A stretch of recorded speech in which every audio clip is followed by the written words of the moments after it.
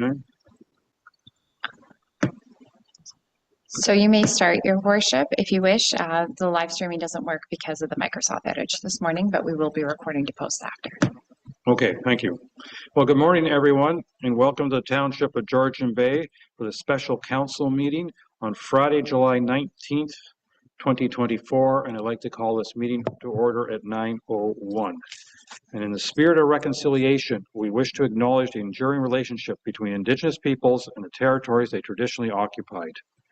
We recognize and deeply appreciate the historic connection they have to this place, the land, the water, the sky, and all that live on, in, and above it. We are grateful for the opportunity to meet here, and we thank all the generations of Indigenous peoples who've taken care of this place and who continue to care for it, and we want to show our respect. Hundreds of years after the first treaties were signed, they remain relevant today. May they guide our decisions and our actions. We commit to learn, to educate, to honor sacred places, and to take action towards real truth and reconciliation. Miigwech. And one additional acknowledgement, today is the beginning of Pride Week in Muskoka. For the next 10 days, there'll be various celebrations and gatherings with regards to Muskoka Pride, and I encourage everyone to participate when they can. Not the least of which is a boat parade on 6 Mile Lake tomorrow.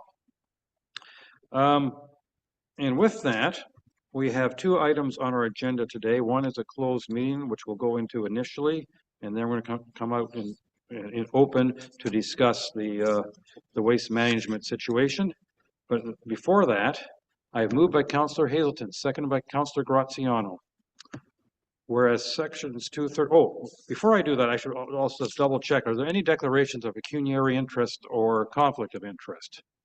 Seeing heads shake, I'm going to get back to where I was. Moved by Councillor Hazelton, seconded by Councillor Graziano. Whereas section 239(2) of the Municipal Act 2001, as amended, provides authority for councils of municipalities to close the meeting or parts of a meeting to the public if the subject matter pertains to a matter identified in section 239(2). And whereas the Council of the Township of Georgian Bay deems it necessary to close this portion of the meeting in order to address matters under the following section of 239(2), OBD Developments Inc., OBB Marina Inc., and OBB Gulf Inc., collectively Oak Bay, appeals to Ontario Land Tribunal.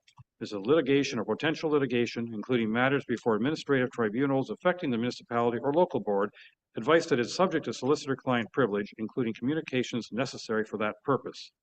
Now be it resolved that the Council of the Township of Georgian Bay moves into closed session of Council at 9:03 a.m. All those in favor? And that is carried. So this recording will be put on pause, and we're going to go into closed on a different link and then come back out.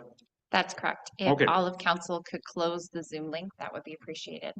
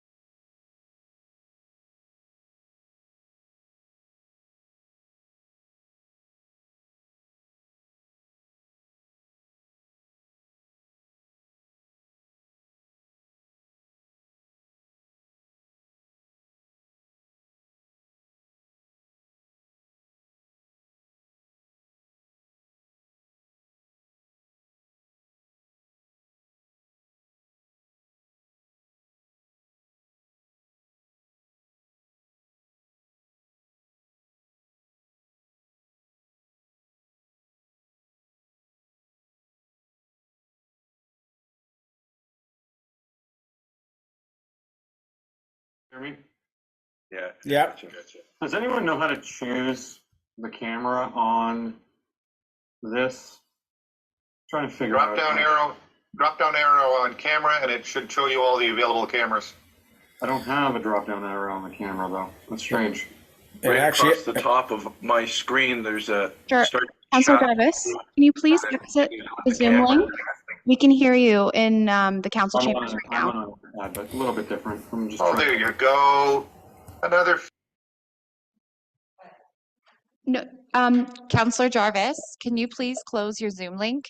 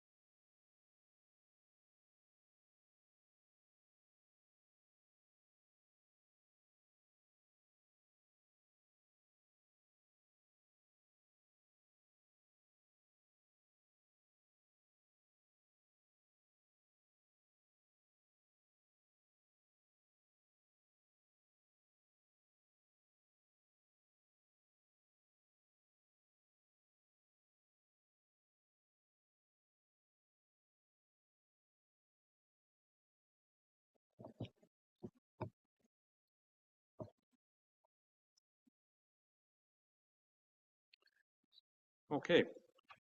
All right, we're going back into open. So first we have moved by Councillor Jarvis, seconded by Councillor Cooper. Be it resolved that Council of the Township of Georgian Bay rise from closed session at 10:02 a.m. All those in favor? And that is carried. And that allows us to go on to the second item on our agenda for today. For your information, Council, the live broadcast is not working at this point. So the meeting is being recorded, and probably, an hour or so after we finish, it'll be available for anyone to view it, because I know there are people at district who will want to view this, but they're going to have to wait until this afternoon, just because of the fact that there's a hiccup with the live broadcast. I don't know if it has to do with all this internet. Oh, it is part of all this internet challenge that everybody's been having the last little while, since yesterday, I guess. So I'm going to initiate this discussion, and with a couple little updates, and I will make my observation. Oh. All right. And Councillor Predko is quite disappointed he's not able to attend, but at some point in the conversation, I'm going to bring up a point that he wanted made. I wanted to have this meeting just that we discuss a little bit, and as far as I'm concerned, we can treat it, our practices in more of a, call it, committee of the whole. In other words, I'm going to not keep everybody to speak twice and we're done in this particular situation. Part of this was triggered by the concern of the signs that district had proposed to put up on all the bin sites. I trust all of you have received the email that came out, I think, last night with a revised version of that sign. And the good news is the revised version says starting in 2025, these dumpsters are being removed and replaced with a new service. So at least we won't have people having panic that things are happening the next week or two. And I think that's extremely important. But I wanted to have an open discussion on where we're at and what we're thinking. We had a very good discussion a couple of months ago, and we're waiting for some follow-up, not the least of which is getting some costing from district on the different options. And the last version we got from them is they're working on 3 variations. But I just want to have a discussion, because I think we have to possibly help district in narrowing down the options that we'd even consider, but also ourselves as we look in this and go forward. The other update I'm going to provide is that as of maybe a week ago, I've forgotten the exact timing, Greg and I were notified, or I should say our CEO Mariotti was notified that we have an audience with the Minister of Environment, Conservation and Parks, Andrea Kanjan, at AMO, in which we plan on making the case of the bin sites at marinas shouldn't require an ECA, in that all other marinas, or at least almost all, so far all the marinas we've researched and we're actively doing more, that have bins in their backyards don't have ECAs. No, they're placed by licensed carriers and therefore meet the regulations. And many of those marinas, we know, serve cottagers along with yachters. So we're basically going to plead that it doesn't make sense that one municipality in the entire province has to basically have different regulations than every other municipality. So that's one of our approaches. But with that, I'm just going to actually open up the floor and allow people to make comments and see how we can get this conversation going. But my goal with this conversation is to see if we can't narrow down what we're trying to achieve a step closer than we were with our last discussion of a few months ago. And I'll start with Councillor Graziano, please. Thank you, Worship. And the reason why I put up my hand so promptly is I actually have a hard stop at 10:30 that I'll endeavor to jump onto and then come back to. So I wanted to be able to articulate my comments as quickly as possible so we can address them if it opens up a discussion. As council's aware, we have 3 councillors had formed a working group to investigate possibilities on what our options are as a municipality. We met with 3 different stakeholders, specifically District of Muskoka, MECP, and most recently we also met with the Minister, Graydon Smith of the Natural Resources, or MNRF. What, if I can summarize, and we do have another councillor here present today who can articulate his understanding as well, as if I had to summarize, essentially what we've been told is, and we know this, the district is a service provider to us. Essentially, they are the ones that provide us the service. We as a municipality have the ability to develop whatever service that we wish to have. Suffice it that our service provider agrees to that or providing that service. Alternatively, if in the event that our service provider doesn't agree to provide us with that service, we can look elsewhere as an option. But the sky's the limit on what can be done within our municipality. It's really up to us as council here today to do two things. Try to say that 3 times fast. One would be to determine what type of services we want collectively as a community. 2, then put that by way of motion forward to our service provider, which is our upper tier, and have them then come back to us with their comments, their thoughts, as well as the costing relative to what we are recommending.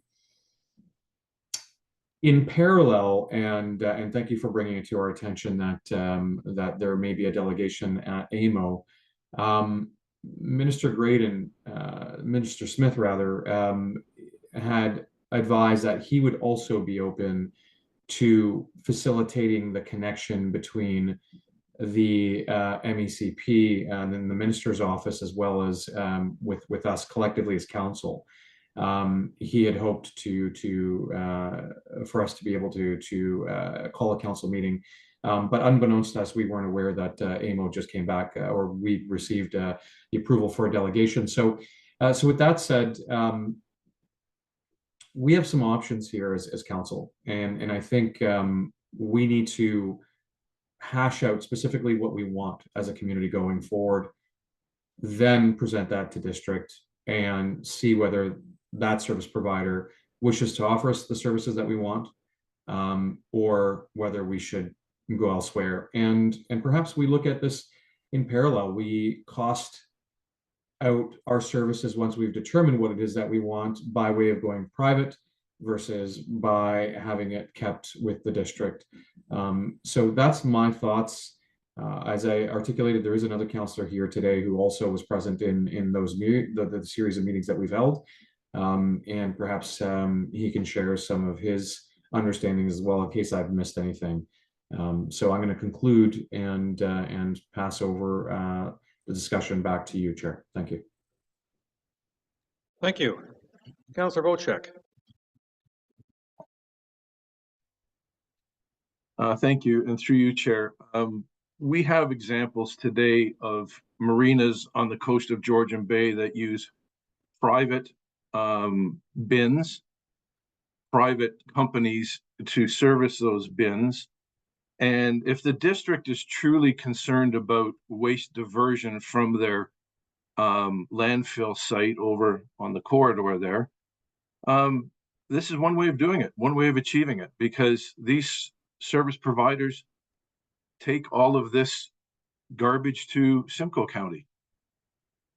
Hence, it's no longer in the District of Muskoka and no longer a District of Muskoka problem. So if we have, for example, South Bay Cove Marina, who has, I don't know, 10 bins, and they are collected by an independent company, and they pay for that service. Yet they're paying for the service from the District of Muskoka for the overall, in their overall taxes for having their bins collected that they're not getting collected, that other marinas are. So I think there's a way forward here to have all the marina sites become private here in the township of Georgian Bay, taken out of the district's hands. And we have to evaluate that cost savings. Say that cost savings is $1.8 million.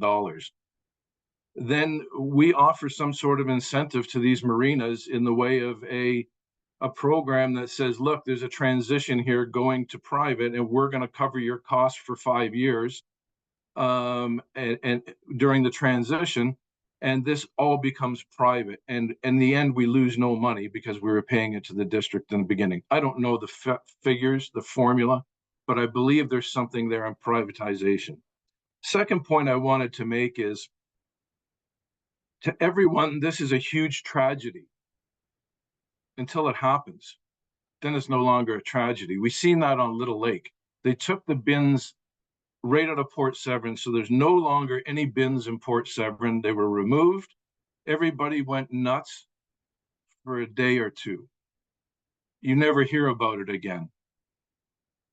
Our constituents are smart enough to figure out other ways.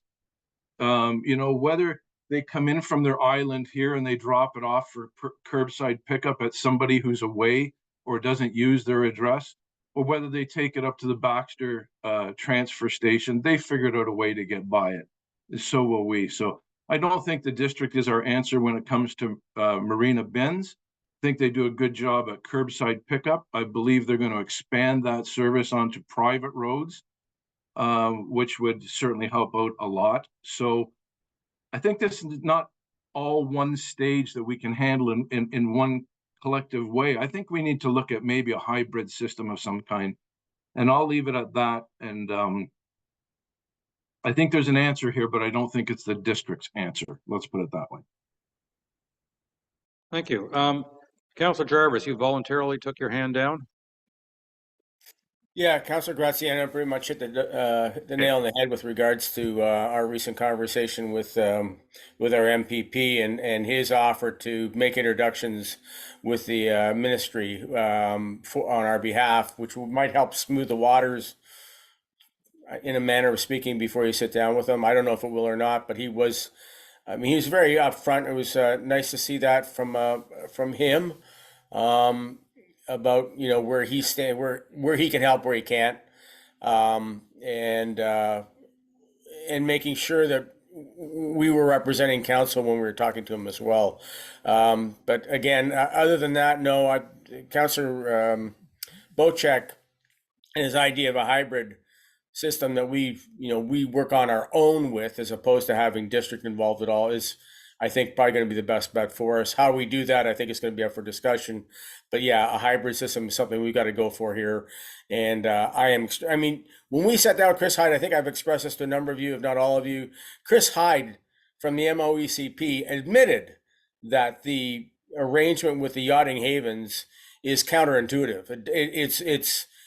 It's basically wrong when you look at it compared to what the cottage marina operations have to deal with, or are going to have to deal with, when these bins are removed. So MOECP, I think, knows that there's being an issue created here, and it's a bigger one.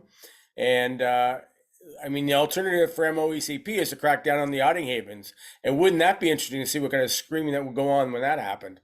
But other than that, no, nothing more to offer. All right, thank you. Councillor Cooper.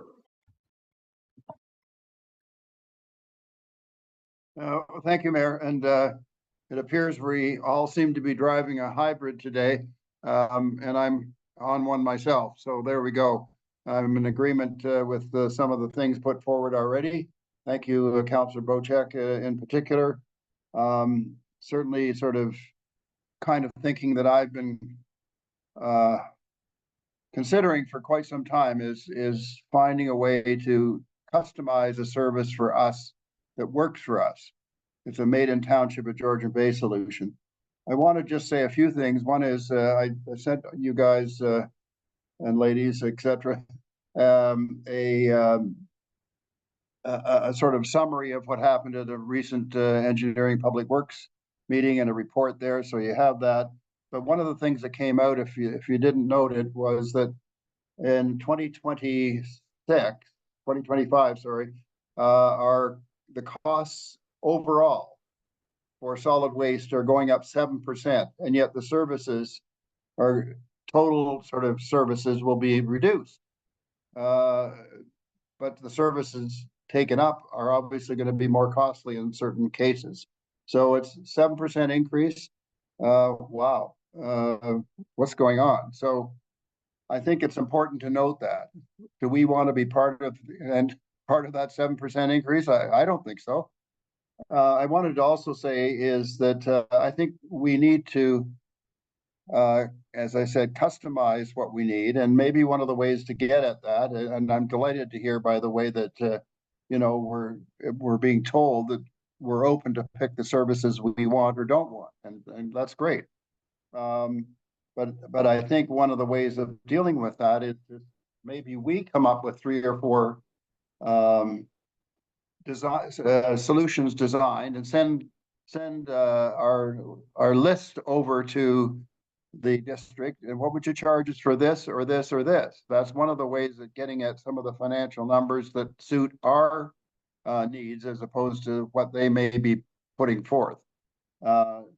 I think that could really help us. So, it might mean that if we put forward 3 or 4 options, one of them might be a simple thing like the only services we want to have are the 2 transfer stations, period.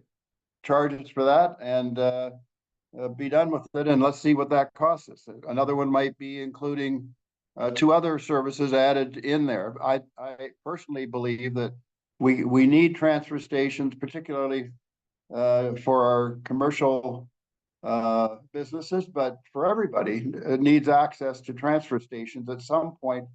So that sort of becomes a baseline, in my view, and that could be one of the options. The baseline would be transfer stations. Everybody gets charged for that, and then we customize it after that for the services that you use or pay. So it gets layered on top. So those are some of my thoughts. Let's design some options and send that over to the district. We should also obviously get some costing from private carriers. So that's sort of where I'm at. Oh, one final point is, keep in mind, and I think sort of Councilor Bochac alluded to it, but we are paying a huge amount of money to take the diversion, the waste over to the other side of Bracebridge. It's costing us a fortune, just the mileage of any one of the services we have. And that isn't in and of itself sensible, and is highly expensive. So I just throw that out as sort of an aside. Thank you. Councillor Hazelton, please. I'm giving him a first round with those who already had their hands up. So first of all, thank you for the opportunity here. I am absolutely delighted with what I'm hearing from my fellow councillors. The fact that we are at a point now where we recognize that the district provides us a service and we can select the service that we want.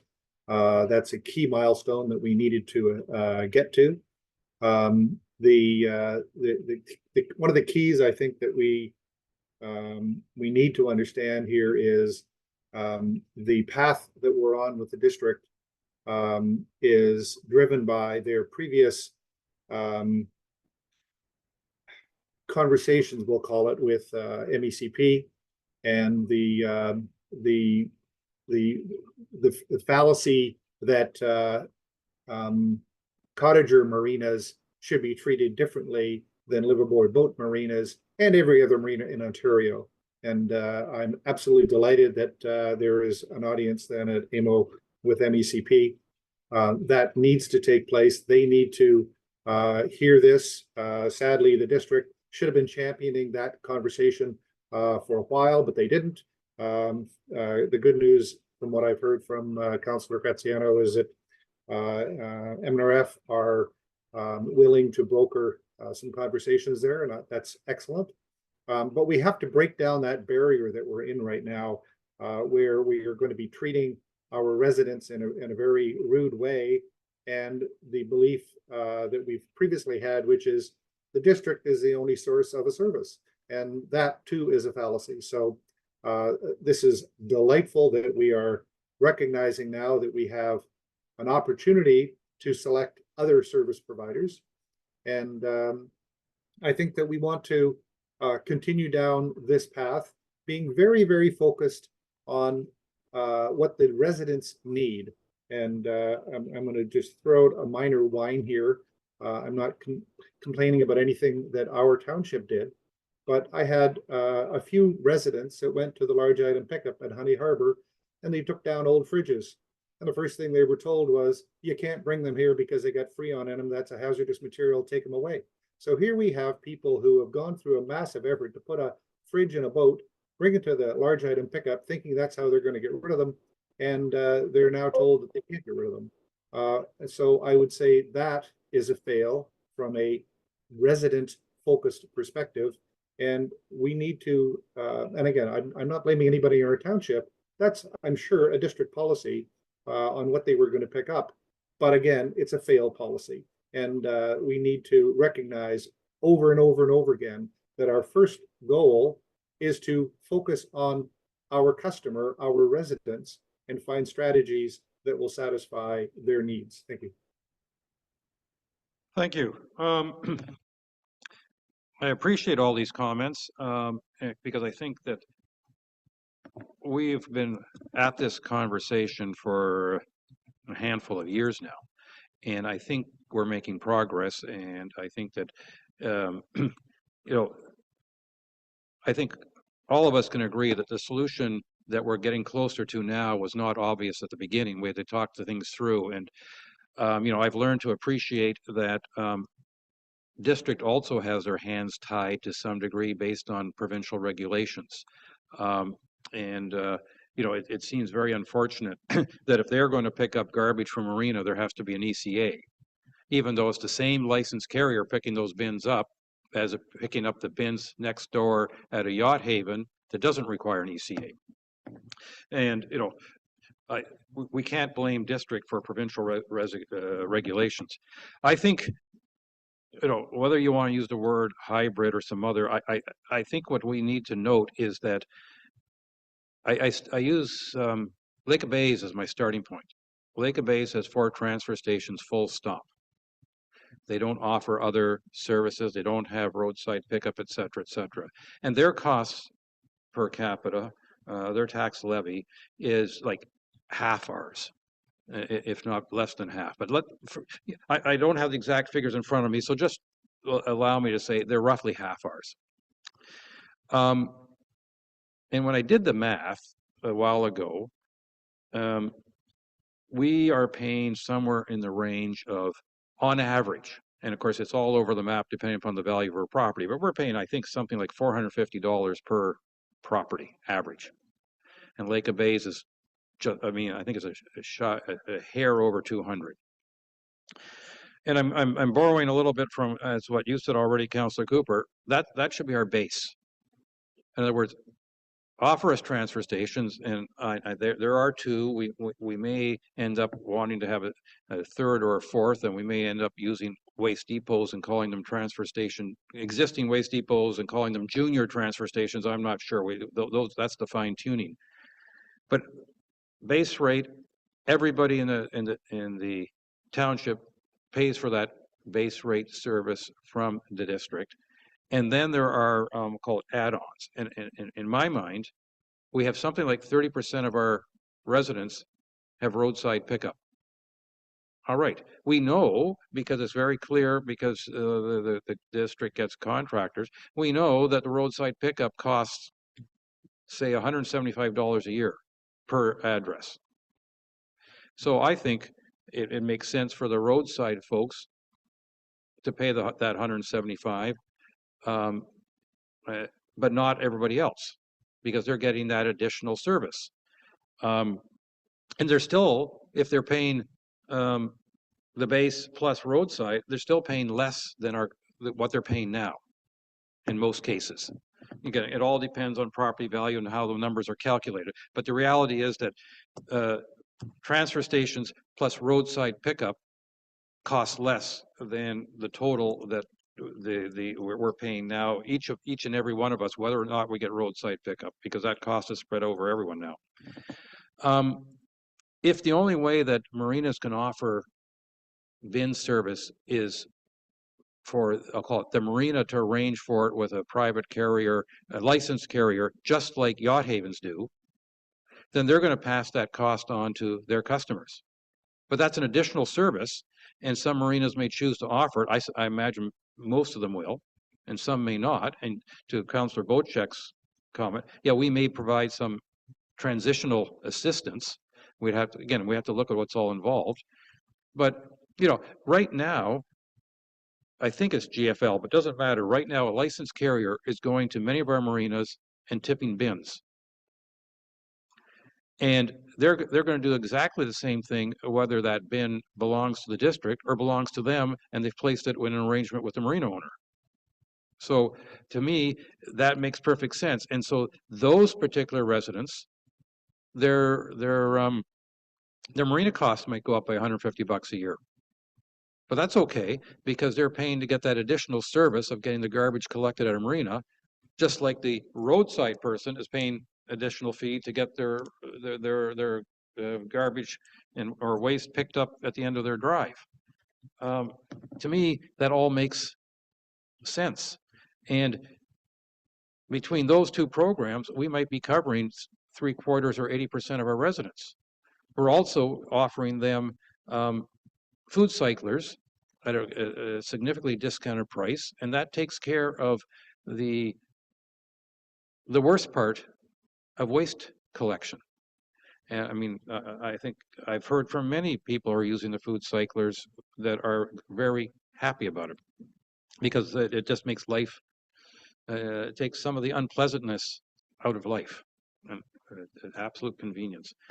And so, you know, so I think we're making very important steps as we go down the road here, and that in my mind, it still leaves us with a few key challenging areas. And one of those key challenging areas is Go Home Lake, because the marinas don't have bins there. The bins are, I'll call it in more call them public areas. And so, you know, and I read recently that they being district, were thinking of offering what they call lakeside pickup, which basically is you park a garbage truck at the edge of the lake for specific periods of time. I'd be very interested to hear from district what the volumes are that are coming out of the two bin sites that are on Go Home Lake. I'd also be curious to know what the volumes are at the South Gibson Lake Road Waste Depot, and how they compared before and after they put an attendant in, because I think there's a central area of our township that isn't being served by marina bins or roadside pickup at this time. So we have to, you know, get a solution for that geography that works both from a cost perspective. And I think one thing we have to, or two things I think we have to keep in our mind as we continue this discussion is, one, we expect that people will be responsible in their personal management of their waste. And I don't doubt that the great majority of our residents are and will be responsible, regardless of what changes take place, because that's the type of people they are. They want to be responsible. And we're always going to have challenges with the few who aren't responsible, whether or not there are residents are passing through. And we have to try to manage that. But I think we have to make things that work for the great majority of our residents who want to be responsible. Because I think that is important. And the other thing that we also have to take into account, and no, I don't have an answer to this, is we know that the recycling programs are changing to a so-called producer responsible system.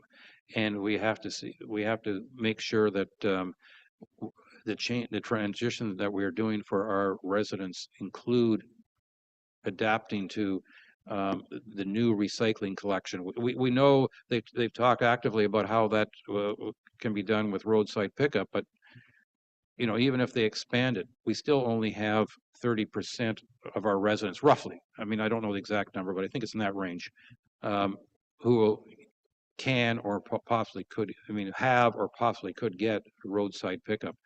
And so, and that's a discussion we want to have with the licensed carriers, or how they're going to handle recycling that comes from yacht havens, for instance, and therefore other marinas. So that's got to be part of the discussion. Anyway, that's my first round. I think we're working at a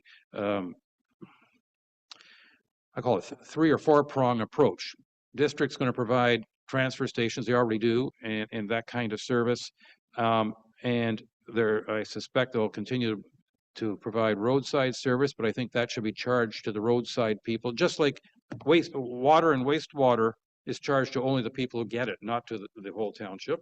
And many of us will take advantage if we convince, and I believe we can convince MECP that marina collection can be environmentally responsible.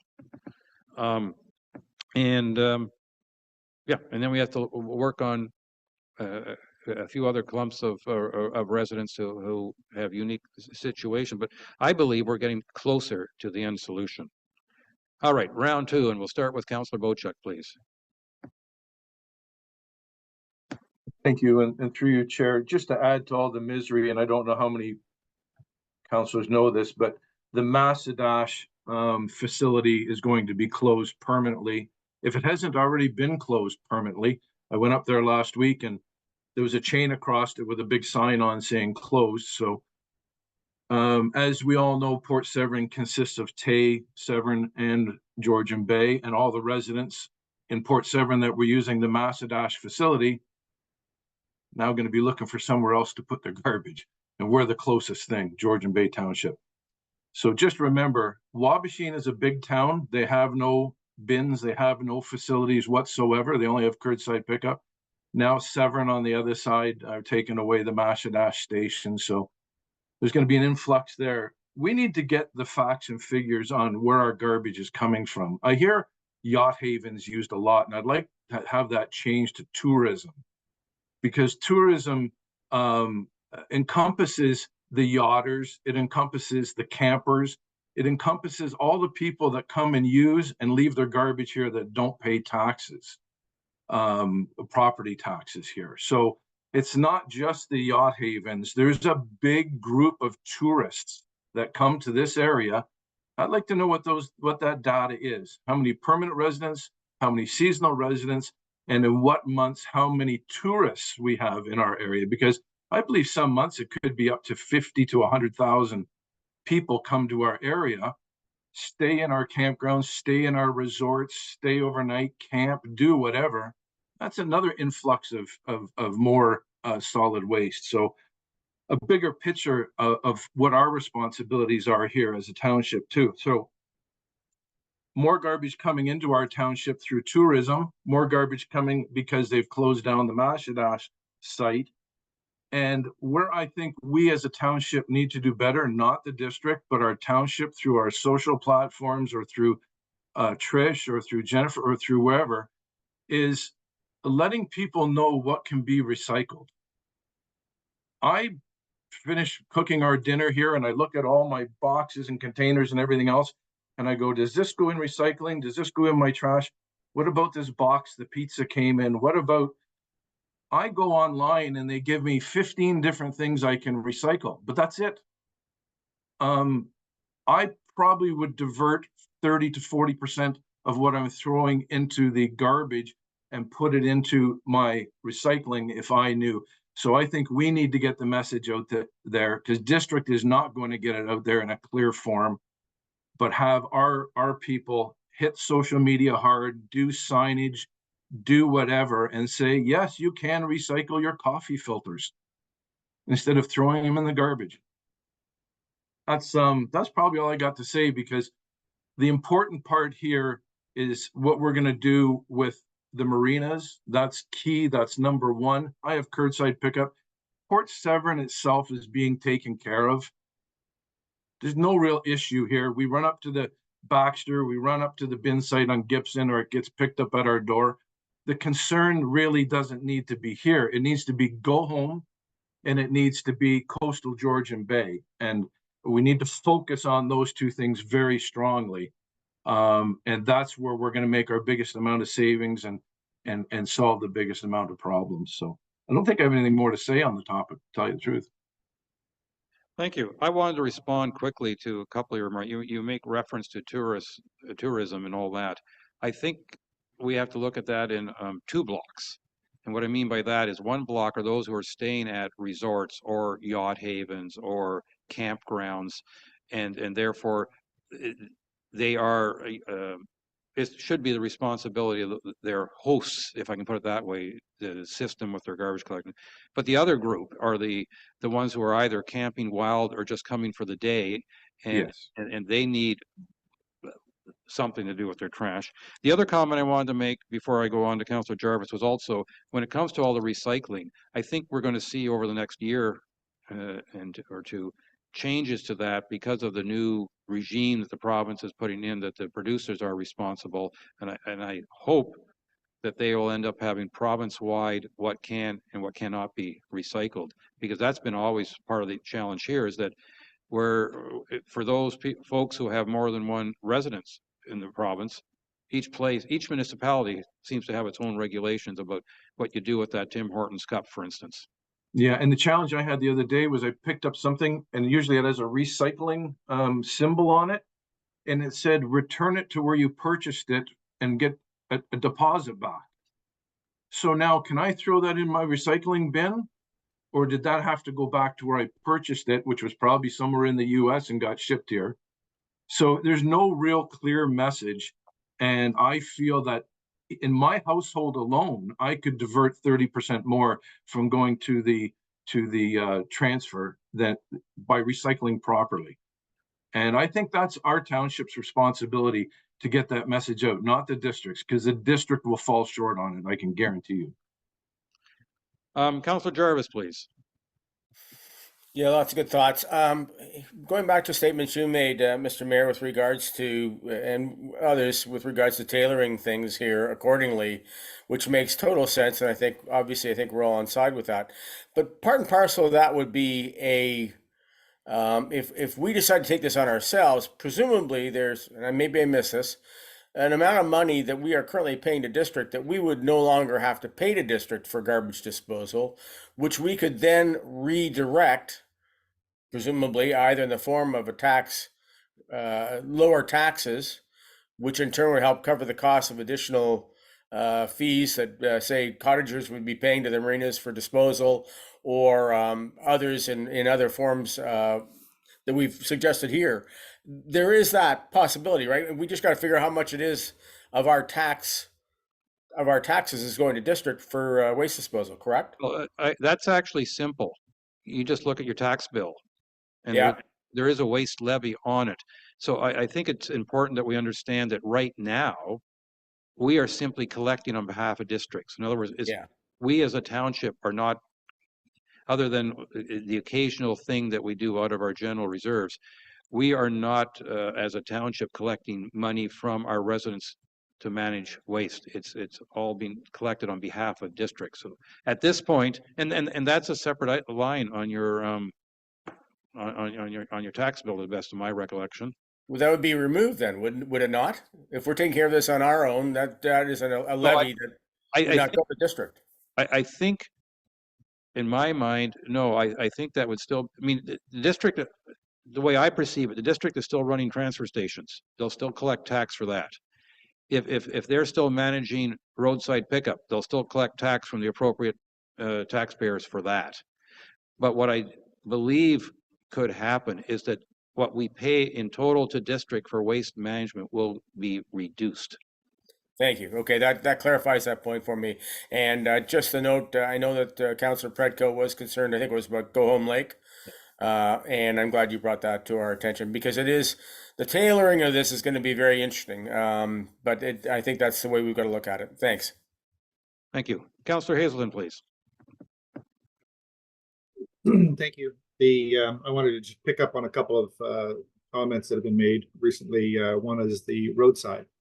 One of the things that we've learned from the district is that there is a very significant percentage of roadside properties that can never use roadside because they're not up here during the week when roadside pickups take place, and they're not prepared to invest in bare bins. And so one of the problems we've got in the billing model right now is the district comes up with X number of properties that are candidates for roadside, but I think the numbers are less than 50% of the people on those who are candidates actually use it.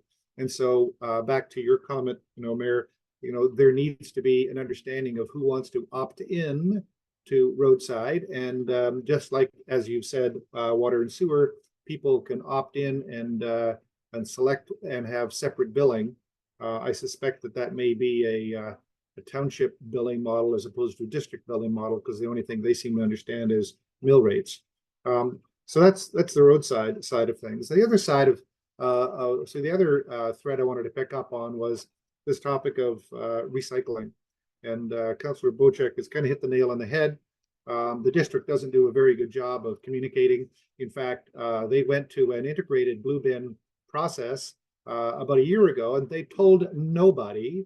Now they have posted it on a couple of signs at a couple of transfer sites, but they have not posted it on the signs at the marinas. And so the marinas users still have no idea what's going on. But guess what? That's not such a bad thing, because when you talk to MECP, Chris Hyde, he will tell you that if you go to a private contracting service and your residents are already coached, if you will, into separating their containers and their garbage and their cardboards and papers, then the private services will actually give you a discount because you've already pre-sorted your recyclables, and it's cheaper for them to take a bin of containers only and a separate bin of paper and cardboard only as they go about getting rid of it. So once again, we're back to knowledge is power. Knowledge gives you opportunities for reduced cost. And when we go to private services, regardless of whether, where they come from, if we are to deal with the recycling in two different ways, that is going to be a reduced cost. But again, back to Councillor Bocheck's comment, clear instructions on what goes in and what doesn't go in is really important. And I don't know about you guys who have food cyclers, but I got a chart on the wall so that people know what to put in the food cycler and what not to put in the food cycler. And we need a similar kind of process when it comes to our waste, recycling bins, etc. So just comments of things that we need to be doing better as a township, because we are responsible for our residents, and we have seen that the district doesn't really focus and communicate effectively. So let's own the problem and let's help solve that problem. Thank you. Yeah, it's interesting your comment, because the bin sites that I use and Councillor Cooper, it's interesting. They have two recycling bins, and one is labeled mixed recycling and the other is labeled paper. And I don't know if it's because they just haven't put the sign on the other one, or can I put mixed in the other one? Because my understanding from district is that based on the new recycling service that they're currently using, that all gets basically dumped in a building in Bracebridge, put in trucks and sent down to, I forget where it is. I'm going to say Newmarket because I don't remember, somewhere down there. And where they sort it all out there. And the only thing we try to do before we put in the trucks is if it's remove anything that's obviously not recyclable, as opposed to worrying about whether it's paper or plastics. And it's the way that their current recycling handler handles things. It all goes in the same conveyor belt, and then they separate it there. But yes, as you say, it would be good to know. But having said that, I think those communications are going to be changing over the next 18 months as everybody in the province starts going through a different recycling regime, the so-called producer responsible regime. I think we've had a good discussion to date, and I'm filling a little bit of time here until another hand goes up. But I think we are talking, when I listen to it, we're talking about recognizing that we have different residents with different collection challenges, and that we want to see a system that is designed more specifically for each of those groups. I just want to make one follow-up comment to what you said, Councillor Hazelton. If you're in an area that is served by water and sewer, you're more or less obliged to sign up. Now, they sometimes allow you a little bit of time if you have a new septic system, so they might say, well, don't have to sign up for 5 years or something when it's been a new service provided. But I think that's probably what they're going to end up doing, or we will end up doing on roadside. If the truck is going up and down the road, you'll be charged an extra levy for the service, whether or not you take advantage of it, just like you're charged to have water and sewer pipes to your door, whether or not you are there 1 month of the year or 12 months of the year, because the service is being provided. Mayor, I understand your comment, but I think Councillor Graziano kind of solved that problem for us. And the opt-in with bag tags tends to solve that problem. Yeah, you can run a truck up and down the road, but you don't have to have everybody opt in and be charged like a water and sewer. You just go buy a bunch of bag tags, and then if you anyways, there are different ways of dealing with it, but we are wasting an enormous amount of charges to people who never use the service. Councillor Wojcik, please. I should have gone to Councillor Cooper because he didn't talk in this round. So I'm going to go to Councillor Cooper. Yeah, I'll yield my time to Councillor Cooper. Yeah. Sorry, Councillor. Wow, Councillor Wojcik, so you're not going to talk at all? No, I'm kidding. So I really wanted to echo what the mayor said about sort of, we have to figure out how to customize the charges as well. And I think that's important. And maybe the bag tag thing will work at curbside, although I do hear things like, and I'm sure this applies to other areas, but in Honey Harbor, the entire permanent resident or anybody on the road, let's say the Honey Harbor Road, gets curbside pickup. Very few, hardly anybody uses it. And they take their solid waste up to the boat club or places that you can get at and dump their garbage. And so if we're going to say user pay, we've got to figure out how to do it in a not only equitable way, but a practical way. In other words, if Honey Harbor is going to have curbside, everybody pays for it, not one person, then another. So I'm not sure about the bag tag thing. I can't quite wrap my head around that, but I just sort of caution us that if we're taking on the principle that you have a base service plus a layered on expense one way or another above that, I think it needs to be adjudicated or assigned, I should say, in a fair and equitable way. That's all. Thanks. I'm sorry for jumping in front of you, Brian. It was your privilege because Brian had already spoken in this round. That's right. That's right. I'm just wondering if we could get a general consensus among council here that one of the proposals was a 4 bin or 4 sites, and I don't think that works, to tell you the truth, but locations. Ideally, what I would like to see is the Baxter transfer station be the one where you take all your big stuff, your skids, your furniture, your fridges, whatever. Then I see a need for 5, as our mayor said, junior transfer sites, bin sites, I guess they're called.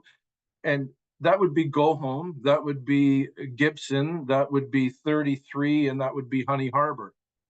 And I don't know, you could take everything else like your marina bins and your curbside pickup and set that aside for right now. If we're going to have bin locations or we're going to have transfer stations, Where should they be in our township? We know we have the Baxter one now. We know Go Home needs one.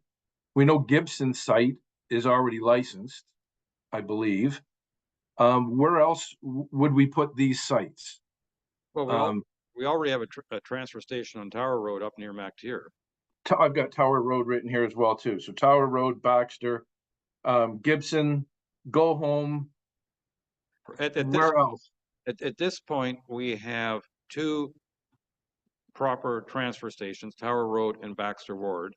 Okay. At this point, we have two waste depot sites, and this is the district terminology, that are staffed. One is on South Gibson Lake Road, and the other one is in Honey Harbor.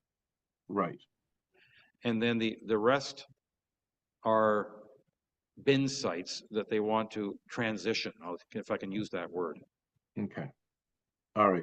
So do we feel as a council that the current sites, the locations are what is needed, or depending on how we contour everything moving forward, we can remove some of these sites? Like if we had private collection, a curbside collection in Honey Harbor, and the marinas all went to private collection, do we need the depot on Honey Harbor Road beside the fire hall there? That's kind of where I'm getting to.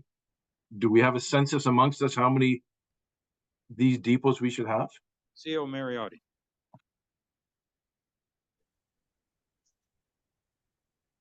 Boy, that's the best I've heard him in a long time. How about now? Now we can hear you.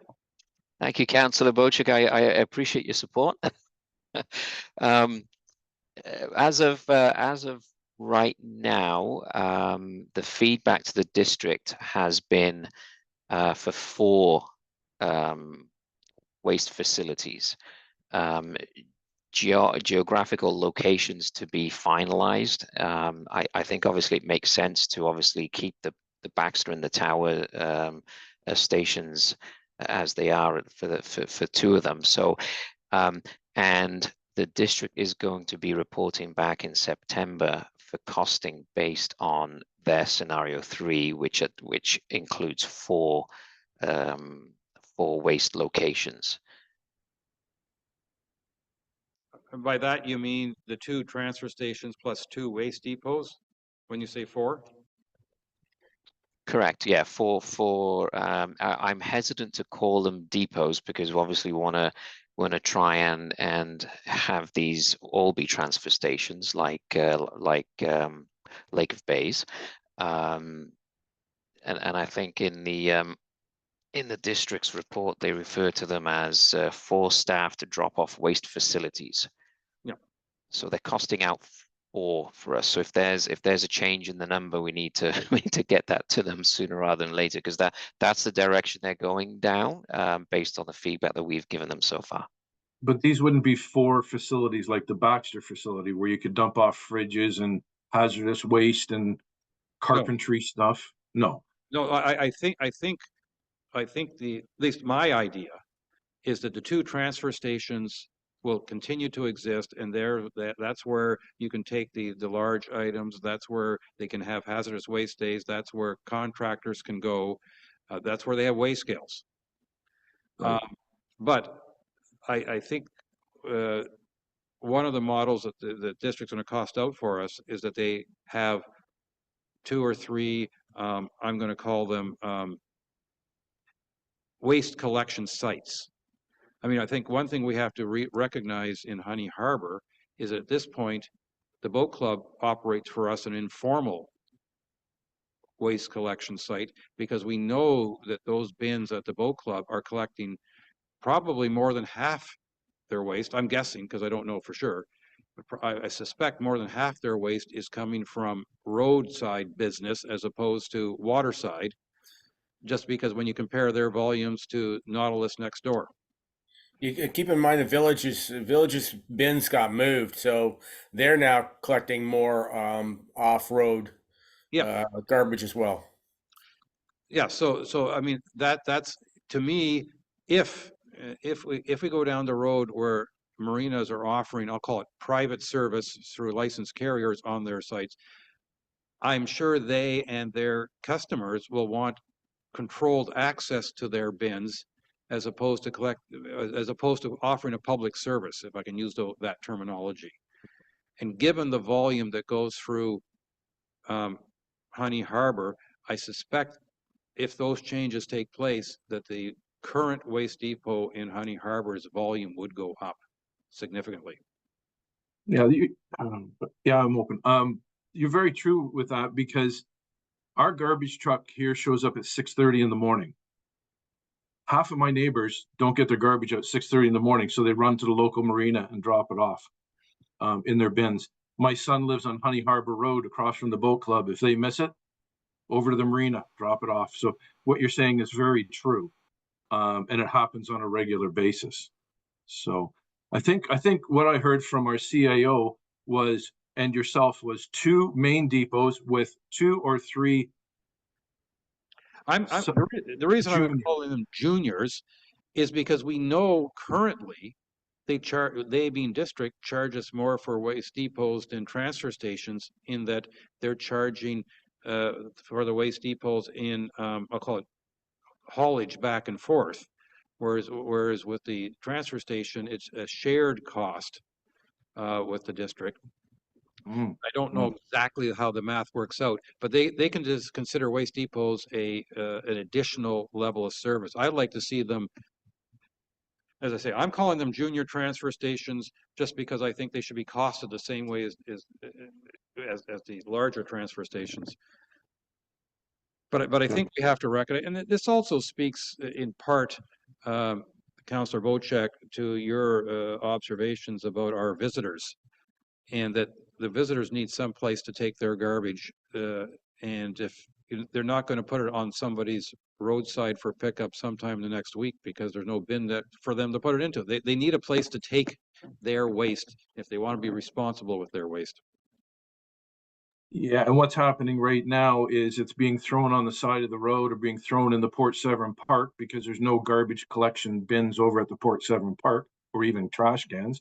So people that go to Tim Hortons and finish their coffee have no place to put that cup. And what we find, and I've talked to the owners of the service stations here with Raj at the Petrocan and at the Esso, and their bins, they have full-time staff emptying their garbage cans, because there's no township facilities for tourists to put their garbage in. They put it in the gas station's garbage cans. So that's an issue too. I think we're making headway here. Councillor Jarvis.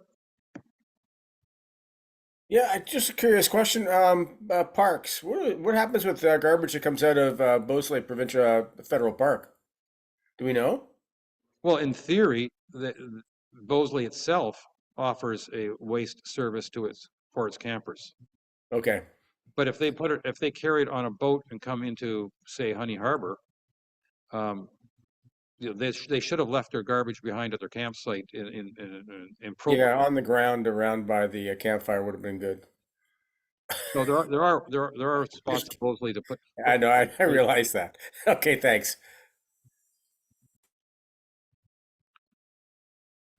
But it is interesting to note that we know that at times that, for instance, in the McRae Lake area, when the province goes in to do cleanup of garbage or people have left behind, they tend to take it to the bins at Wood Landing, as opposed to being responsible for it themselves. They put it into the nearest bin that they can find.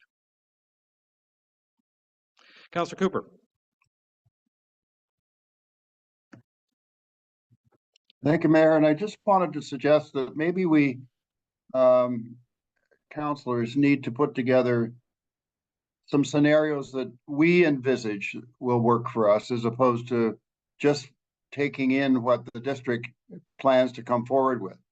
For instance, I'd like to see, as you've referred to, Mayor, what is the sort of base service? In other words, for the 2 transfer stations, period. Just that alone. And then layer on some other scenarios and see what they can come back to us with.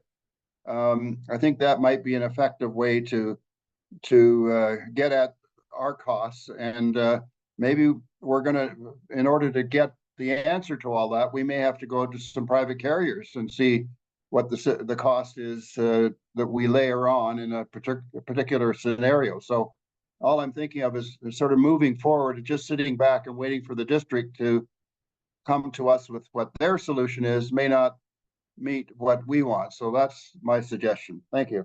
Well, and at this point, we're expecting from district by September, 3 scenarios that they're going to cost out for us, which I think will absolutely help us narrow down this conversation. And the first scenario was 2 transfer stations, full stop. Second scenario was, I think, 4 transfer stations, and the third scenario was 4 transfer stations and some additional services. So that will give us, I think, a significant step closer to understanding some of the costs. Have we ever been told what savings would be if we removed all the bins from all the marinas? What would the savings be to district if that was not their responsibility anymore? We can do rough math. And the reason I say that is because the first thing I did was compare Lake of Bays to us. And Lake of Bays has 4 transfer stations, that's it. And their costs are, I think, a little less than half our overall costs. The second thing, it's quite easy to remove roadside pickup because that's a separate column in the budget. And that's basically charging everybody, and I've forgotten what it was, and I'm going to say $155 because one year I think that was the rate that the contractor gave to district for each door in the district was something like $155. So that's a separate column. So you can, and they make clear how many households or properties they're charging for that service. Yeah, but that's a fundamentally flawed idea because you take Oak Bay, for instance, they all go to Florida, or in the wintertime, Oak Bay is empty. But now, I don't know if we do curbside pickup to We all do. of Oak Bay or a portion of it or whatever, but what happens is a contractor is hired to provide roadside pickup district-wide. And they gave a quote, and the quote is, I'm going to say $155, $175 per address. And that's what the contractor is charging district, whether or not you put your garbage out every second week, like call it 26 times a year, or you put your garbage out 6 times a year. The contractor is given a quote to drive by your driveway and pick up garbage if it's there. well, I want to own that business. Well, it could be in your future. You could become a licensed carrier. Well, I'm thinking there's a business opportunity here for somebody to put bins at all the marinas here and pick them up every second day and take them to Simcoe County and dump them off and put a 40% margin on it and retire in 10 years. There are licensed carriers who are very willing to offer bin service to any business that asks for it. They're in the business. There's what, 3 or 4 of them are quite large in the area that would happily give you a quote. Interesting. That's their business.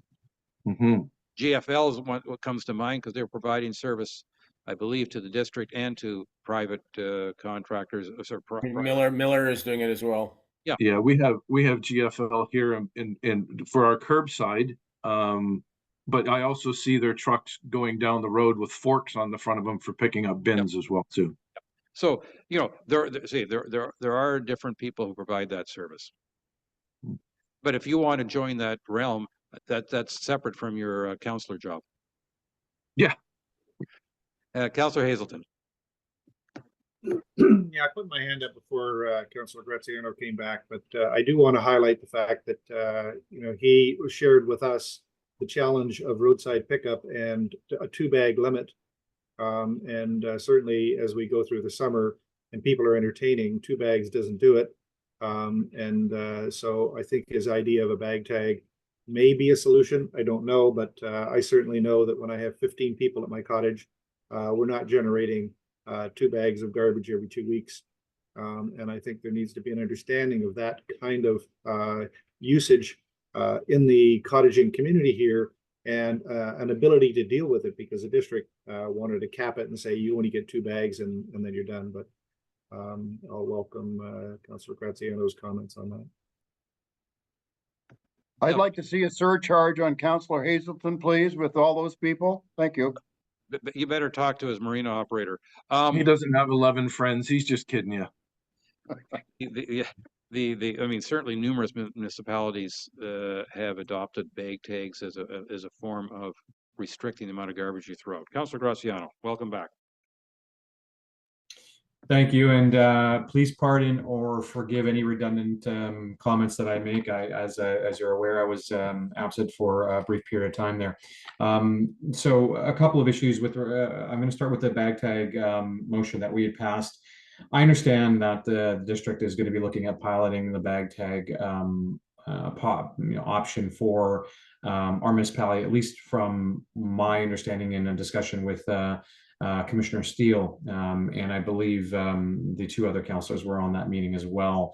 The intent of that was really to afford our community the ability to utilize their allocation, even though perhaps they're not utilizing it every weekend consistently, rather redeploying their allocation to the weekends that they're there, and having additional bag tags, in their hands when they need to.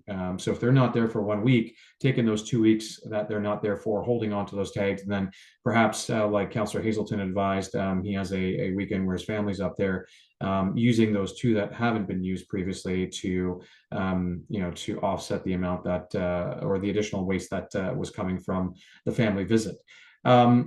So my understanding is that district will be looking at this, and it's great to hear that that they're going to be piloting us to see whether or not it works district wide.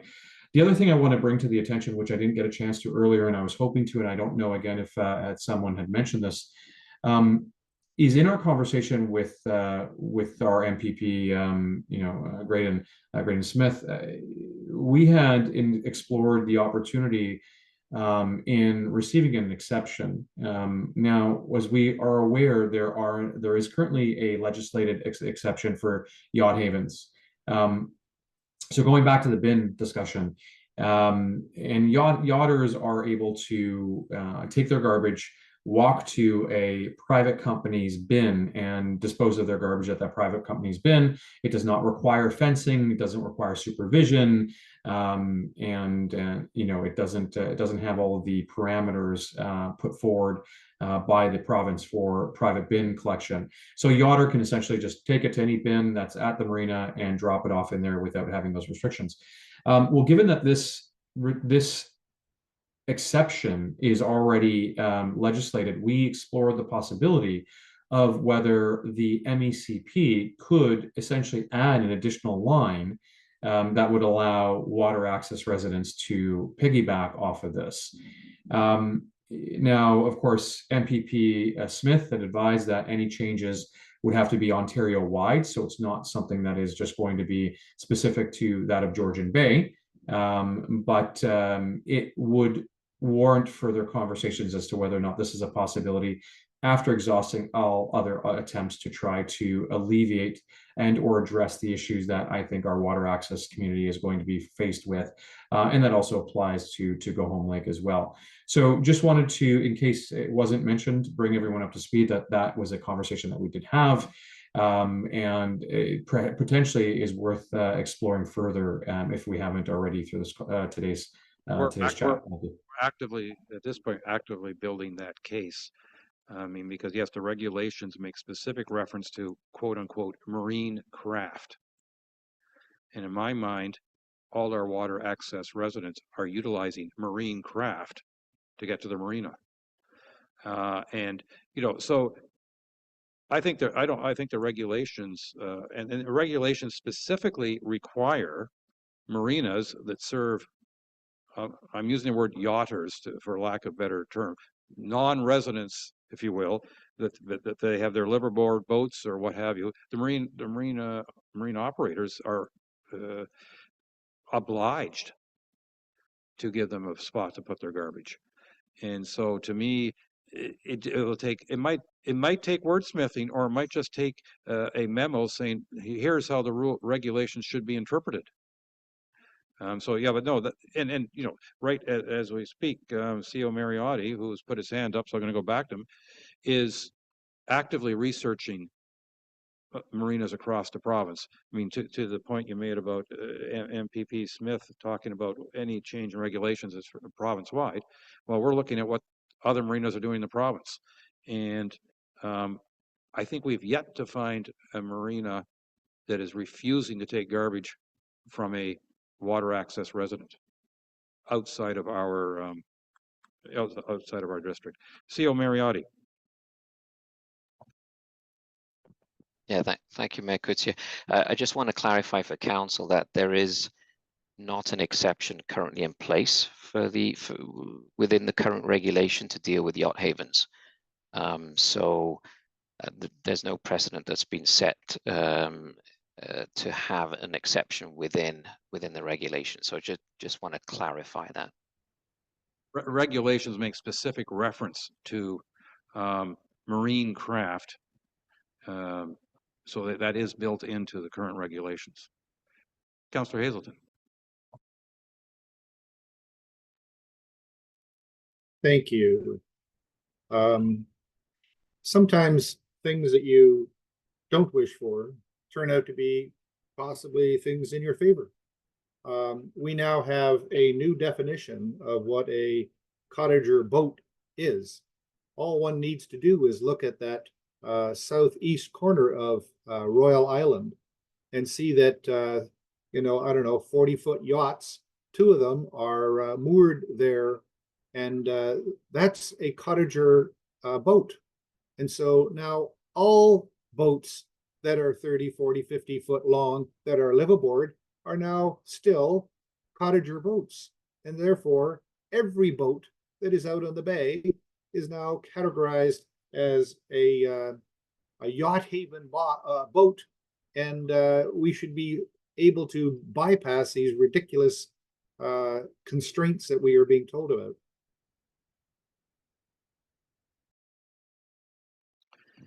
And that is a project that we're actively working on as we speak, because I think that is going to be part of the solution, that the provincial regulations treat water access only residents as well as they treat yachters. Councillor Bochek. Just a quick question, little sidebar here through you, Mayor, because you may know, or Councillor Cooper may know. The district has a plan program where you can join and pick up bags and then go down district roads and pick up garbage and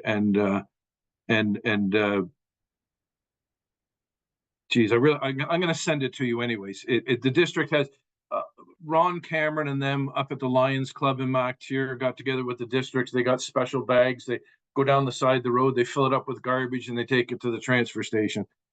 My question is, my wife does that, and she has to pay because she has too many bags when she takes it up to the transfer station. These bags that the district offer, they're clear, and I believe they say the District of Muskoka on them, and maybe that's a way that she wouldn't have to pay to dump the garbage bags at the Baxter transfer station. Do you know anything about that program?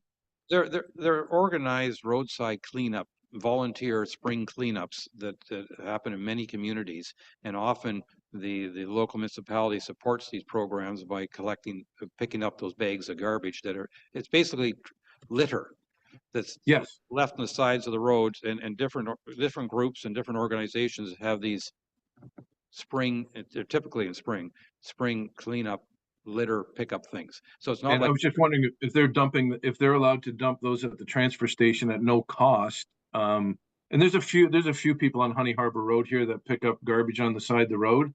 They don't want to keep it till the Wednesday and put it out. They take it up to the transfer station. If you take up 10 bags, you got to pay for 9 of them, type of thing. So if you use the district bags, you're allowed to dump them for free? That would see when you're using the example of somebody doing a volunteer litter pickup, that typically takes place on a given day. Yeah.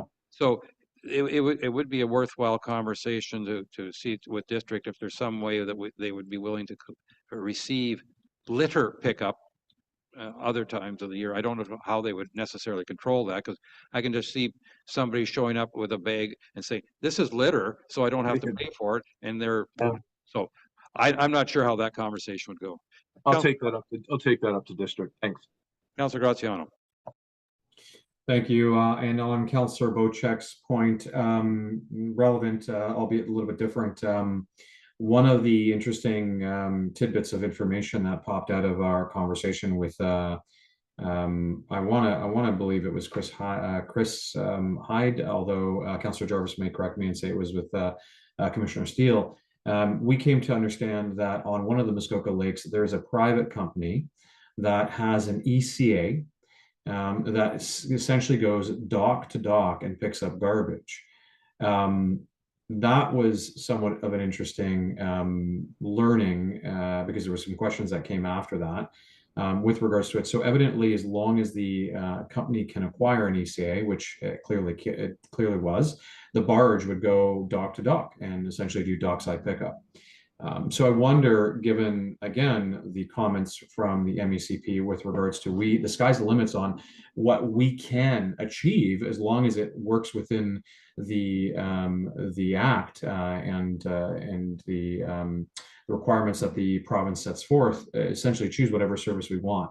So perhaps it's worthwhile exploring with the District of Muskoka rather than having pickup at launches, which could be somewhat of a challenge, given that I don't think we have enough dock space for people to be able to come in and drop off their garbage if there's lineups of boats all converging at the same time. Rather, we look at the district, if not engaging with a third party to do dockside, or alternatively, we look at, again, outsourcing that service ourselves. So there is a possibility of having dockside pickup for our water access residents in the community, and it's whether or not our service provider, which is the district currently, wants to offer that to us, or B, whether we want to endeavor to go find a contractor that would do that for us, and for our community. So just an initial thought there on Councillor Bocek's earlier comments. I would imagine that the contractor with that ECA offering that service in one of the Muskoka Lakes is a private contractor offering private service, and I'm sure at a fair cost to people for whom cost is no object. That'd be my guess. I think if we wanted to set up a contractor to collect on, say, a Go Home Lake or 6 Mile Lake, I'm not sure that the average taxpayer would want that additional burden on their taxes. But yeah, wouldn't it be wonderful? But yeah, I'm a little bit surprised to hear that, but it's not without outside the realm of possibility, that's for sure. Councillor Hazelton. Yeah, I was just going to ask what happened to the good old days when we had teenagers who actually wanted to do work, and you just put your garbage out in your dock, and they would pick it up and take it away, and nobody had any problems with it. Those were the good old days. Those were the days before we had all the regulations that we have now. Councillor Cooper. Where do I sign up for dockside service? My God, that would be fantastic, especially when you consider I'm more than 30 minutes away from land. So my God, the cost to pick up my garbage, and there are people that are another 15 minutes north of me. So it's 45 minutes out to their dock and 45 minutes back. Whoa. Now, if you pay for it individually, that'd be fine, but why not just have the township pay for it? Oh gosh, it's too much money. I don't think so. Yeah. I don't know. I guess it could be done where the residences, water access residences are very, very close to a marina. Might be a possibility. Anyway, there we are. Interesting. Thanks. Well, it was interesting that a few years ago, one of the proposals put forward by a couple of different groups was having basically a barge with bins on the barge and licensed and all that sort of stuff, and then float that around to various locations to collect garbage. But then it turned out that the current regulations wouldn't allow such a service, even if We used to do it here with Present Island. We'd take the barge out and leave it there, and Present Island residents would load it all up and then bring it to shore. We have to recognize that the regulations that are in place now are absolutely stricter than they used to be, and sadly, one of the reasons that they are so is because some people were rather irresponsible with their garbage collection. And, you know, we all pay the penalty of the few who didn't do things responsibly in so many realms of our lives. Councillor Graziano. Thank you. Just to add further comments to Councillor Cooper's comment, you know, perhaps, and this is again just a open discussion, but perhaps rather than a barge going dock to dock, a barge goes to the Freddie Channel at the church and parks there, and everyone converges in, throws their waste there, and heads back to their respective cottages. You know, with regards to the fact that a private collector can acquire an ECA, endeavor to do that and also be compliant, because again, the operator would also be perceived as the attendant. You know, it would and could potentially make sense if we had 2 locations identified outside of the marinas where boaters or cottagers could converge in. And I don't know whether the docks would be a good use in Freddie's Channel, but there's a lot of parking there for people to come off and throw their garbage in, rather than having to bring it back to a marina, then from the marina put it in their car, then go to a waste facility, get in line on a weekend, and endeavor to discard of their garbage. So just a thought. It seems that it is possible. You know, maybe not the application that Muskoka Lakes are deploying. Rather, perhaps we can customize an application that could make sense for our municipality. Thanks. Thank you. I'm very much aware that all the discussion we've had to date will be observed by numerous people, including those at the district. So, you know, they'll be receiving all our messages, but I don't know if we want to try to narrow down into a specific a specific motion that we can pass to, I'll call it, formalize parts of it. Because I've been offered a 2-page motion, but yeah, but I'm thinking clearly we want to continue discussions. Clearly, we're looking forward to getting costing figures from the district to help us further narrow down the conversation. And very clearly, I'm hearing consistent messages that we have to talk to the MECP to make sure that their regulations are treating us as fairly as they treat everybody else, if I can use that wording, and that we're not, that some of the unique restrictions he seems to be just being inflicted upon our township versus anywhere else. So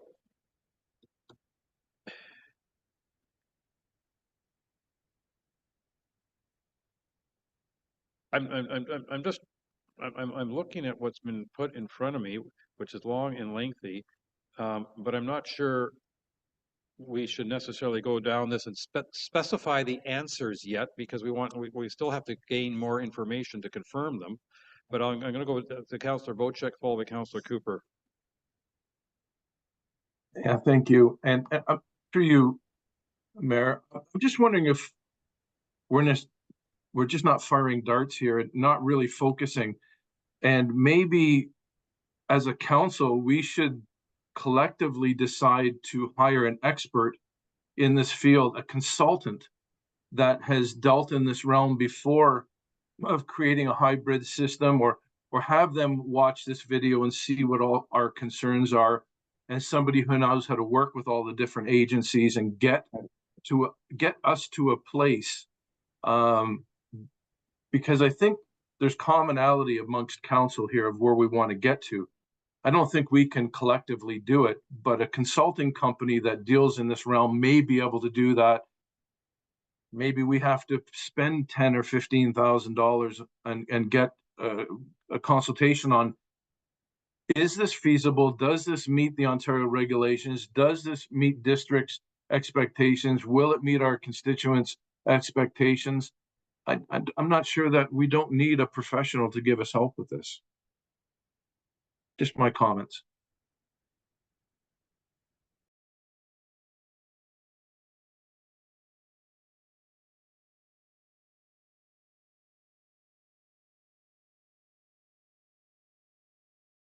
My mic's not on. I apologize. What I was saying is that we did hire a consultant a few years ago who did the needs and wants study, which I thought was a way of collecting a lot of input from our residents, which I think was very important. But I also think we've moved on past that study with additional information we've got from there. But yeah, no, that is one option we could consider is having somebody put all these notes together for us in a more, I'll call it, formal report.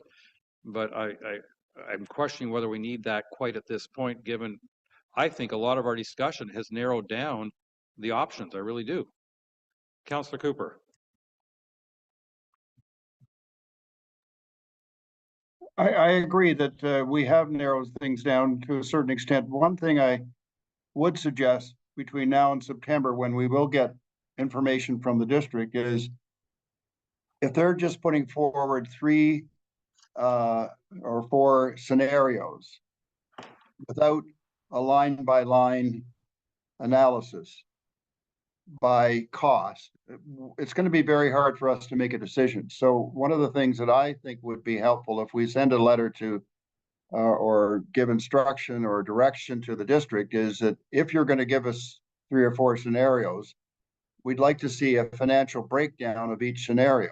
In other words, you know, there might be 5 amounts under scenario 1 and 5 amounts under scenario 2. That way we can sort of address certain services and say, that service is really expensive and are we getting a lot of benefit? But this one, however, is a good value, or whatever the case may be. Because I think it's going to be very hard for us to make a decision if we just have a broad number that says, well, this will cost you $2 million a year.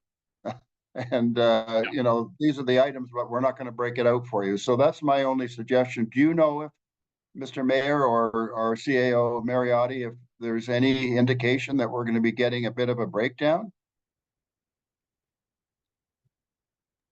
I don't. No.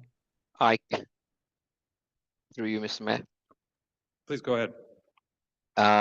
Good point, Councillor Cooper. I can certainly ask that when the report comes in September, rather than have one lump sum, if it can be broken out in some kind of subheadings, just for councils,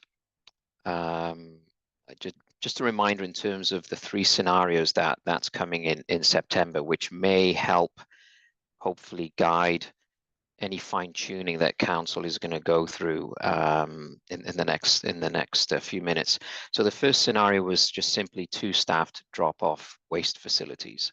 The transfer stations. Yes, so we're keeping it, yeah. So we're keeping that term generic, right? Because of the transfer station, waste depot, and costs associated with both.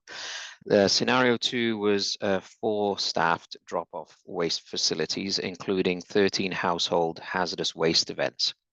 And just for council's information, Lake of Bays also has the household hazardous waste events.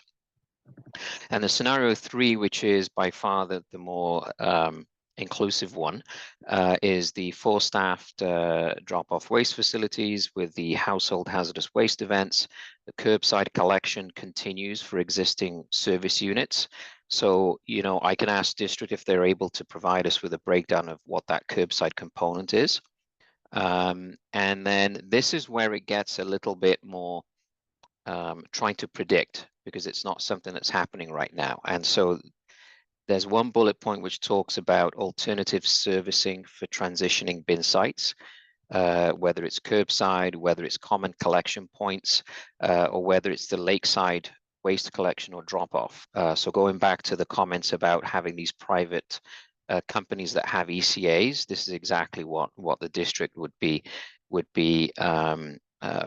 planning on providing as an alternative. Is basically you have a licensed truck that comes at the end of a boat launch somewhere, and they're there for as long as or as little as demand dictates to take care of that, of folks who are coming up with their boats.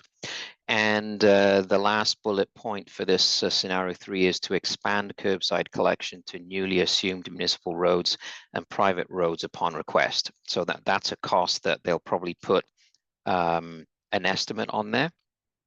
But those are the sub bullets for scenario 3, and I can ask Councillor Cooper if they can do a bit of bit more of a breakdown for us. And hopefully they can, simply that we know they can break out curbside pickup.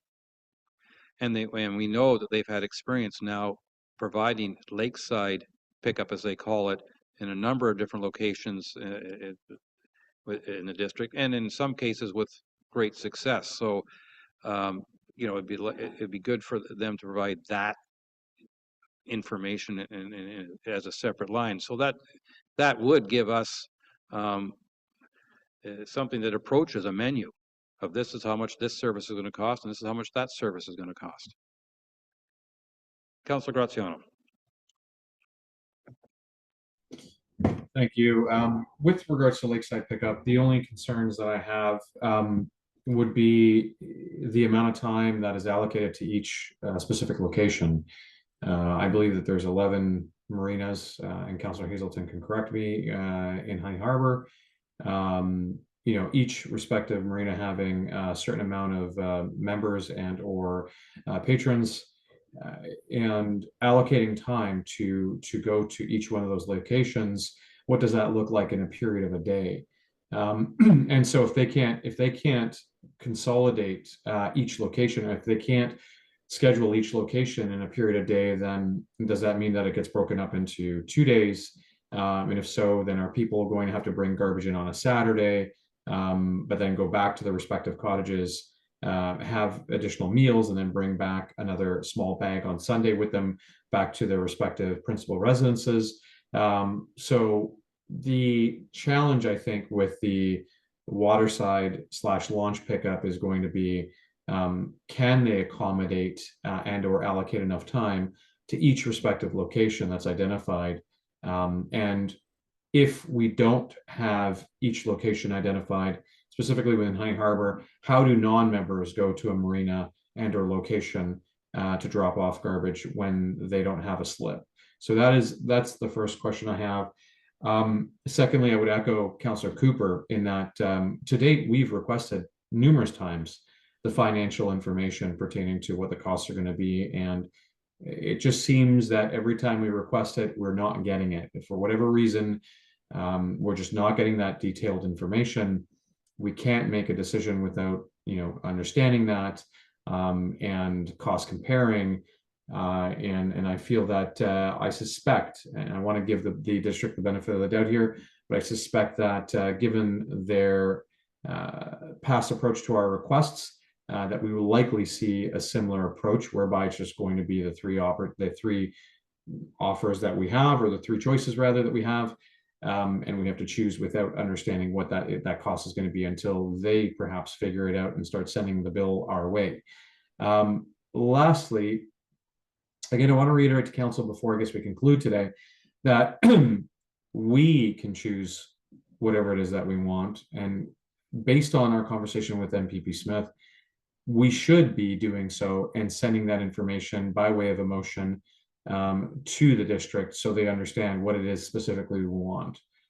Otherwise, I think we are going to have to choose one of the three, and one of those three options may not be a perfect fit for us. So we do have an opportunity to craft the services that we want and articulate what it is that we want, send that up to the district, and hope that the district accommodates based on our communication to them. So I just want to re-articulate that to everyone here today, because as we endeavor to pass today's motion and or resolution rather, I want us to hopefully be able to collectively come together on a decision whereby we have specific requests and requirements for future. Thanks.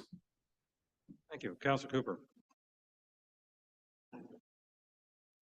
Very good idea, by the way, in terms of having a specific resolution. But I just think along the lines of having specific information, I think it's important to understand, or at least this is my understanding. If we take curbside as an example, Mayor, and we say it's, if you do the analysis of the budget, it says $150 per location.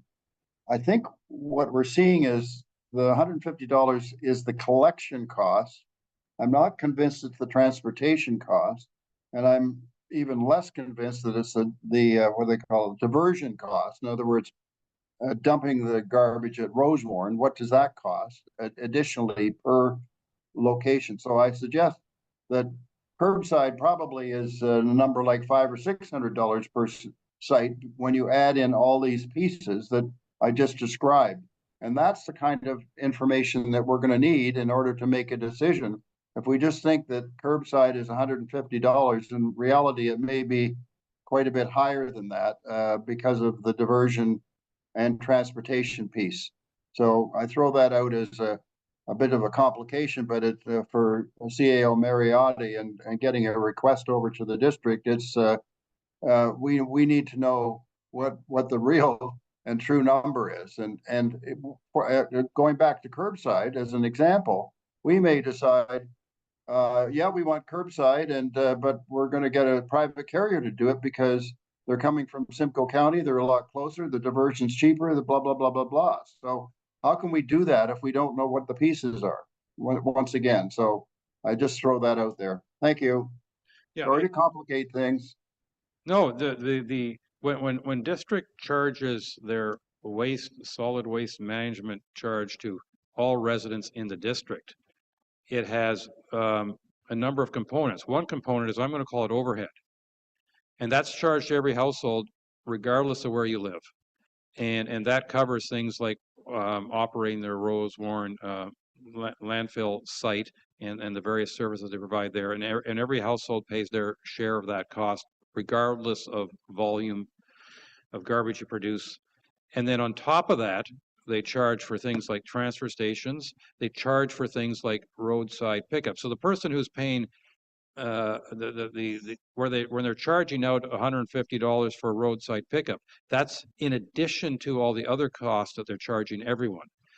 And what is, for instance, and everyone is paying their share of transportation to and from transfer stations, but only those who have waste depots are paying for specific transportation of waste depot operations, because district is treating them as, I'll call it, a voluntary additional service. Just like if we have when district used to offer barging services or still offer waterside large item pickup days, they allocate costs to those particular items, and those are charged directly to our municipality as opposed to district wide. So, but yeah, there's a significant portion of the waste charge we receive is overhead that every single property pays into district wide. So to answer to your question, the people who are paying, if we suggested that the people who get roadside pickup should be paying for that roadside pickup, they will also be paying an overhead charge. Councillor Bochek. Yeah, I'm really glad we had this sit down today because it's brought a lot of things to my attention that weren't I didn't even have any consideration of before today. One of the things I think we need to consider, and I brought this up many years ago, was the philosophy of our residents, and similar to what they do in Algonquin Park. So in Algonquin Park, fortunately, they have gates to get into it, but they make sure you're not bringing anything that you're going to leave behind. Everything that you take into the park has to come back out of the park. That's an education process. If you're coming from London, if you're coming from Toronto, they have the facilities to take care of the garbage there that we don't have the ability to do here. So, you know what, if you're going to bring things up here, try and bring them up in Tupperware containers and bring them up in things that you're not going to leave behind, and let if you purchased a bunch of stuff at Costco, leave that garbage back in Newmarket, put it all into Tupperware containers, reusable containers, that type of thing. That was a big marketing that Algonquin Park did for a number of years back in the 60s and 70s. I'm not sure we don't need to get that message out to our own residents that there is ways to divert the amount of burden you put on the system up here. I'm not an advertising guy. That's up to our department that takes care of social media and that kind of stuff. But education always seems to be the underbelly of the solution to everything. And I believe that we can educate our residents more than we're doing right now too. And I think if I may, Councillor Bocek, this also should apply to our visitors, our tourists, especially the ones who are wild camping and what have you. You don't leave crap behind. No, an aggressive campaign, I think, and I think that's our responsibility in this township. It's everybody's responsibility, but I don't think we do a good enough job of letting people know that we don't have the ability to deal with hundreds of thousands of people coming up here when our population is only 2,500, and we're geared to deal with that. But when 100,000 people show up, we can't deal with it. Well, I think we're fortunate that most campers are responsible. Most We'll give them residents, the benefit of the doubt. yeah, most residents are responsible. The trouble is we have the few that are not, and that's going to be in any realm. But yeah, you know, to your point, I mean, I'm going to dare go for 2 sentences down a rabbit hole when you call philosophy. When they talk about producer responsible for recycling, why doesn't the producers have recycle bins at their front door? All over Europe, that's what they have. And you bring your containers back to that grocery store or hardware store, or you drop them off, you rip the thing open and drop it before you go to your car or your bicycle with whatever you bought. It Tim just Hortons offers that right now. You can your tray, your 4-drink tray, hand it right back through the drive-through window. They'll accept it back, and that needs to happen more. Yeah, instead of going into a landfill. yes. All right. I think from my mind, with all this discussion and the fact that we know we have a lot of people watching, I'm not sure we need to formalize something in a motion, because I think we would agree that, like, for instance, are we asking for 2 transfer stations and 2 junior or 3 junior or what? We'll start getting into the nitty gritty now, which I really don't want us to get into until we actually have more information from district on the cost, and we've narrowed down our own thing. I think we're still in the research mode, but I think we have let's expand that to the province as well. Sorry, and that we have the ability to move this file forward, continuing our discussions, because there's definitely a lot of themes here that are, I think, fairly common amongst all of us. Councillor Jarvis. Yeah, I have a concern. We've been asking for cost numbers from district now for how many years? With the result of being not very much information, certainly not information that's been useful to us. Do we have any confidence that they are this time around going to actually provide the cost numbers we require in order to make an educated decision on this? I have the confidence that they will be providing numbers to us by September, and I hope I'm sure it won't be in the finest detail that some may want, but I think it'll be far more detail than we have right now. Yeah, they wait till the last minute to get it to us. I'm just really annoyed. Okay. I guess we all are with district in many respects, but that's been one that's been sucking my craw for a while, is the cost numbers that just haven't been coming forward as requested. But we'll see what happens in September, I guess.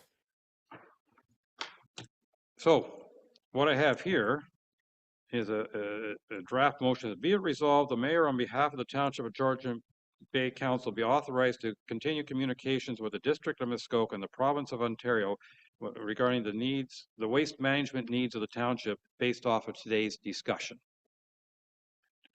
Is somebody willing to move and or second that motion? Councillor Jarvis? I need a seconder. Councillor Bocek. Moved by Councillor Jarvis. Second by Councillor Bocek. Be it resolved, the mayor, on behalf of the Township of Georgian Bay Council, be authorized to continue communications with the District of Muskoka and the Province of Ontario regarding the waste management needs of the township based off of today's discussions. And that would include asking our MPP to facilitate introductions with the MOECP. Okay. I include MPPs, a number of them in that province of Ontario, and their staff members as part of the discussion. Just one concern I have with that resolution, that is all encompassing in the fact that if there's delegations to happen to the province, which I believe you talked about, we would have that opportunity that under this resolution, it would be the mayor only. And I would like to see if we're doing a delegation to the province at AMO, that other members of council could be included in that delegation other than just the mayor, unless I'm hearing it wrong. Yeah, no, this is not putting any restrictions on it. It's just that you're authorizing me to continue the discussions with these various parties based on today's discussion. The delegation is a separate matter. Okay. Or in my mind, it's all part of this, but no, this is not trying to handcuff other people other than, you know, I'm the, as the representative of the township, are going to keep these people involved. Yeah, Councillor, I'm okay seconding that motion, and I'll let others. Councillor Graziano. Yeah, and thank you. I'm a little bit confused as to the intent behind it. So essentially what it's requesting, and if you can perhaps reread the motion in its entirety, that'd be great, perhaps.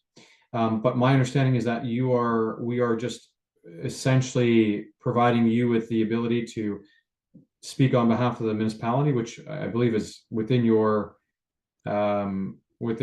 ability as a mayor anyways, is it not?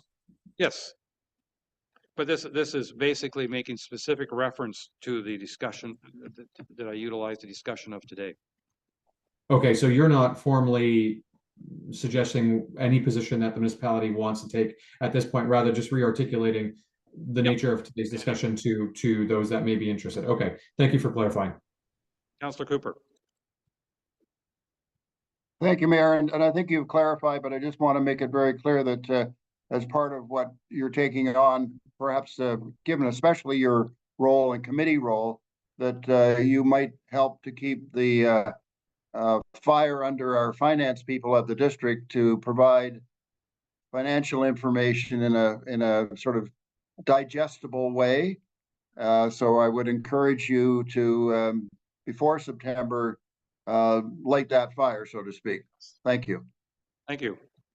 Yeah, the fire level is moderate right now, the fire level, so I can light a few fires. All those in favor?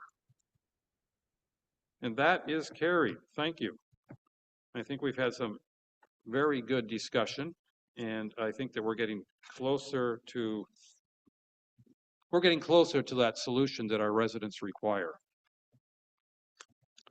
I have moved by Councillor Jarvis, seconded by Councillor Graziano. Be it resolved that Council adopts bylaw 2024-072 to confirm the proceedings of the July 19th, 2024 council meeting. All those in favor? And that is carried. Moved by Councillor Bocheck, seconded by Councillor Hazelton. Be it resolved that Council is now adjourned at 11:50 a.m. until August 12th, 2024 at 9 a.m. or at the call of the chair. All those in favor? And that is carried. We are adjourned. And thank you very much, everyone, for your participation today. I think it was